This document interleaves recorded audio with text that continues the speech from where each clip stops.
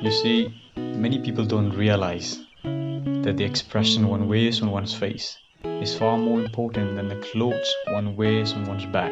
That is why dog makes such a big hit. They are so glad to see us that they almost jump out of their skins. So naturally, we are glad to see them. And a baby smile has the same effect. Have you ever been in a doctor's waiting room and look around at all the gloved faces, waiting impatiently to be seen? Dr. Stephen K. Sproul told a typical spring day when his waiting room was full of clients. No one was talking to anyone else, and all were probably thinking of a dozen other things that they would rather be doing than wasting time sitting in their office. There were 6 to 7 clients waiting when a young woman came in with a 9-month-old baby. She sat down next to a gentleman who was more than a little distraught about the long wait for service. The next thing he knew, the baby just looked up at him with that great big smile that is so characteristic of babies. What did the gentleman do? Just what you and I would do. Of course, he smiled back at the baby. Soon he struck up a conversation with the woman about her baby and his grandchildren, and soon the entire reception room joined in, and the boredom and tensions were converted into a pleasant and enjoyable experience. Professor James V. McConnell expressed his feeling about a smile. He said people who smile tend to manage, teach and share more effectively, and to raise happier children.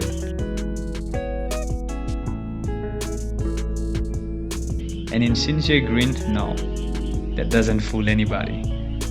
I'm talking about a real smile, a heartwarming smirk, a smile that comes from within, the kind of smile that will bring a good price in the marketplace. There's far more information in a smile than a frown. That's why encouragement is a much more effective teaching device than punishment. The effect of a smile is powerful, even when it is unseen. Telephone companies throughout the United States have a program called Phone Power. In this program, they suggest that you smile when talking on the phone.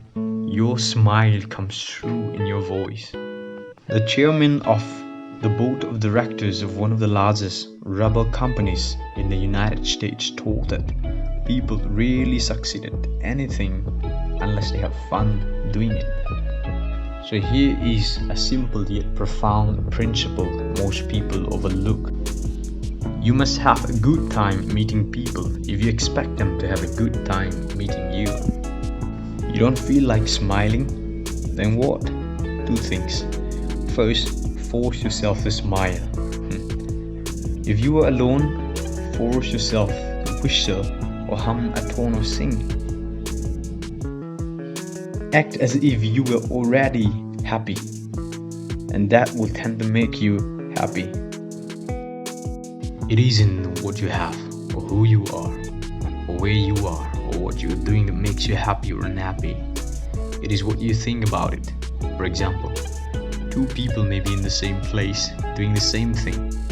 Both may have about an equal amount of money and prestige, and yet one may be miserable and the other happy. Why? Because of a different mental attitude. The ancient Chinese were a wise, lot wise in the ways of the world, and they had a proverb that you and I ought to cut out and paste inside our heads. It goes like this: a man without a smiling face must not open a shop. Your smile is a messenger of your goodwill. Your smile brightens the lives of all those who see it. To someone who has seen a dozen people frown, scold, or turn their faces away, your smile is like the sun breaking through the clouds, especially when that someone is under pressure from his bosses, his customers, his teachers, or parents or children. A smile can help them realize that all is not hopeless, that there is joy in the world. And so the principle is simple: smile.